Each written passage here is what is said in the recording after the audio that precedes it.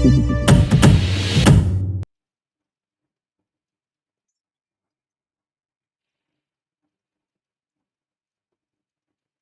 राज्य में हल्ला मचा कि भ्रष्टाचार बहुत फैल गया है।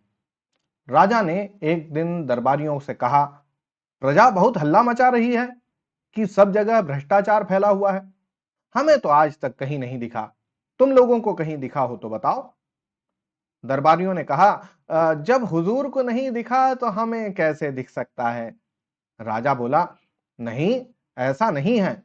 कभी कभी जो मुझे नहीं दिखता वह तुम्हें दिखता होगा। जैसे मुझे बुरे सपने कभी नहीं दिखते, पर तुम्हें दिखते होंगे। दरबारियों ने कहा, जी दिखते हैं, पर वह तो सपनों की बात है। राजा ने कहा, फिर भी तुम लोग सारे राज्य में ढूंढ कर देखो कि कहीं भ्रष्टाचार तो नहीं है। अगर कहीं मिल जाए तो हमारे देखने के लिए नमूना लेते आना, हम भी तो देखें कि कैसा होता है। एक दरबारी ने कहा, हुजूर, वह हमें नहीं दिखेगा। सुना है वह बहुत बारीक होता है। हमारी आंखें आपकी विराटता देखने की इतनी आदत सी हो गई है कि हमें बारीक चीज नहीं दिखती। वाट चापलूस। हमें भ्रष्टाचार दिखा भी तो उसमें हमें आपकी ही छवि दिखेगी, क्योंकि हमारी आंखों में तो आपकी सूरत ही बसी है। पर अपने राज्य में एक जाति रहती है जिसे विशेषज्ञ कहते हैं। इस जाति के पास कुछ ऐसा अंजन यानी काजल होता है कि उसे आंखों में लगाकर वे बारीक से बारीक चीज भी देख लेते हैं। मेरा निवेदन है कि इन विशेषज्ञों को भ्रष्टाचार ढूंढने का काम सौंप दें। राजा ने विशेषज्ञ जाति के 5 आदमी बुलाए और बोला, सुना है हमारे राज्य में भ्रष्टाचार है, पर वह कहां है यह पता नहीं चलता। तुम लोग उसका पता लगाओ। अगर मिल जाए तो तुम पकड़कर हमारे पास ले आना। अगर बहुत हो तो नमूने के लिए थोड़ा सा ले आना। विशेषज्ञों ने उस दिन से छानबीन शुरू कर दी। 2 महीने बाद वे फिर से दरबार में हाजिर हुए। राजा ने पूछा, विशेषज्ञों, तुम्हारी जांच पूरी हो गई? जी सरकार। क्या तुम्हें भ्रष्टाचार मिला? जी, बहुत सा मिला। राजा ने अपना हाथ बढ़ाया, लाओ मुझे बताओ, देखूं कैसा होता है। विशेषज्ञों ने कहा, हुजूर, वह हाथ की पकड़ में नहीं आता। वह स्थूल नहीं है, सूक्ष्म है, अगोचर है, पर वह सर्वत्र व्याप्त है। उसे देखा नहीं जा सकता, अनुभव किया जा सकता है। राजा सोच में पड़ गए।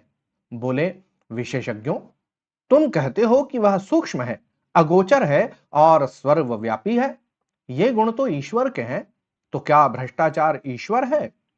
विशेषज्ञों ने कहा, हां महाराज, अब भ्रष्टाचार ईश्वर हो गया है।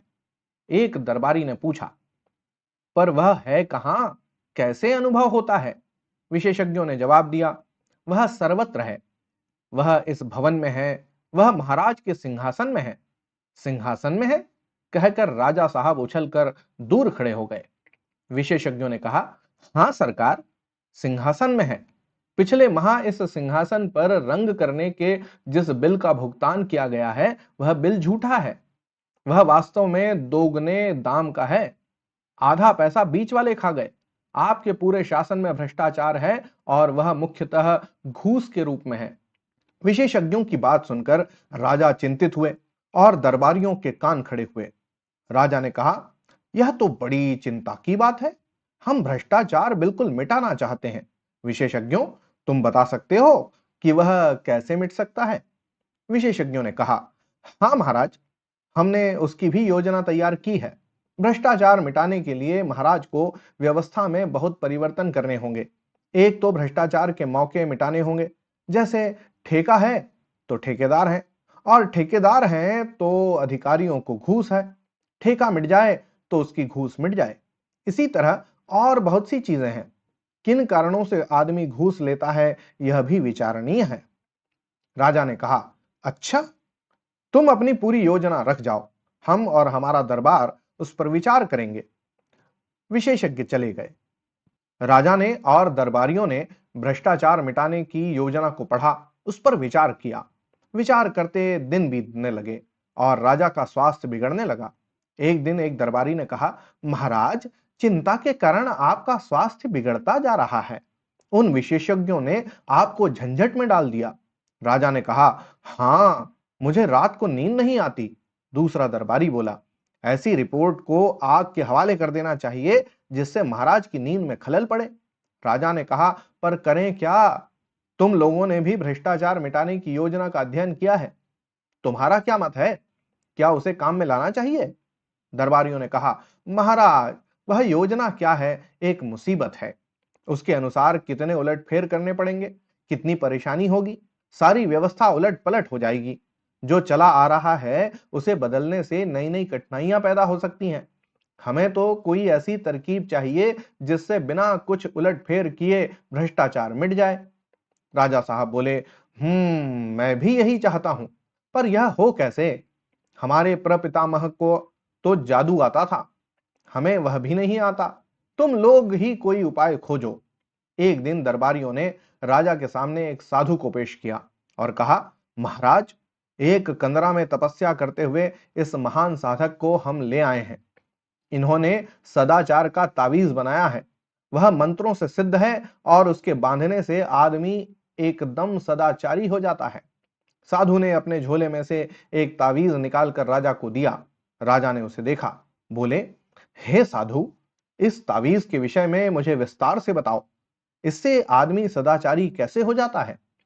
साधु ने समझाया, महाराज, भ्रष्टाचार और सदाचार मनुष्य की आत्मा में होता है, बाहर से नहीं होता। विधाता जब मनुष्य को बनाता है, तब किसी की आत्मा में ईमान की कल फिट कर देता है और किसी की आत्मा में बेईमानी की। इस कल में से ईमान या बेईमानी के स्वर निकलते हैं, जिन्हें आत्मा की पुकार कहते हैं। आत्मा की पुकार के अनुसार आदमी काम करता है। प्रश्न यह है कि जिनकी आत्मा से बेईमानी के स्वर निकलते हैं, उन्हें दबाकर ईमान के स्वर कैसे निकाले जाएं? मैं कई वर्षों से इसी के चिंतन में लगा हूं। अभी मैंने यह सदाचार का तावीज बनाया है। जिस आदमी की भुजा पर यह बांधा होगा, वह सदाचारी हो जाएगा। मैंने कुत्ते पर भी इसका प्रयोग किया है। यह तावीज गले में बांध देने से कुत्ता भी रोटी नहीं चुराता। बात यह है कि इस तावीज में से भी सदाचार के स्वर निकलते हैं।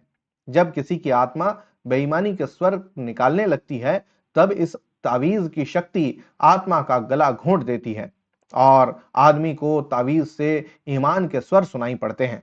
वह इन स्वरों को आत्मा की पुकार समझकर सदाचार की ओर प्रेरित होता है। यही इस तावीज के गुण है, महाराज।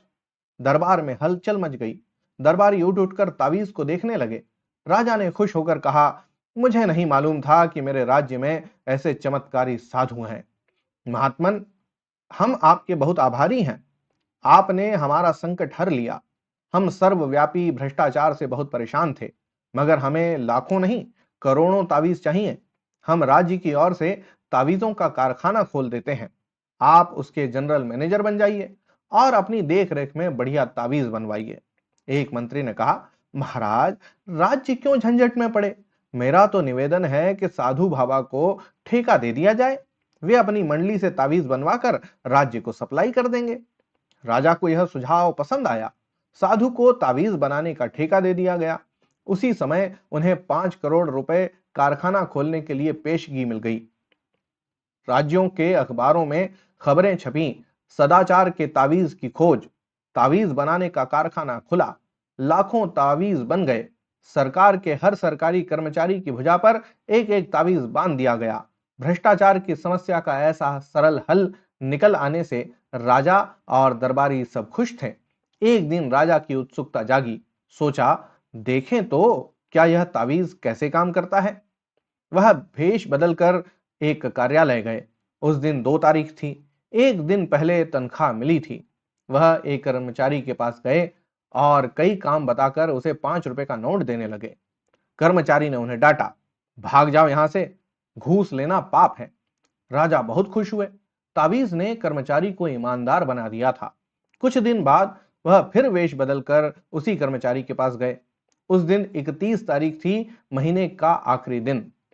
राजा ने फिर से 5 का नोट दिखाया और उसने लेकर जेब में रख लिया। राजा ने उसका हाथ पकड़ लिया। बोले, मैं तुम्हारा राजा हूं। क्या तुम आज सदाचार का तावीज बांधकर नहीं आए? बांधा है सरकार, यह देखिए। उसने आस्तीन चढ़ाकर तावीज दिखा दिया।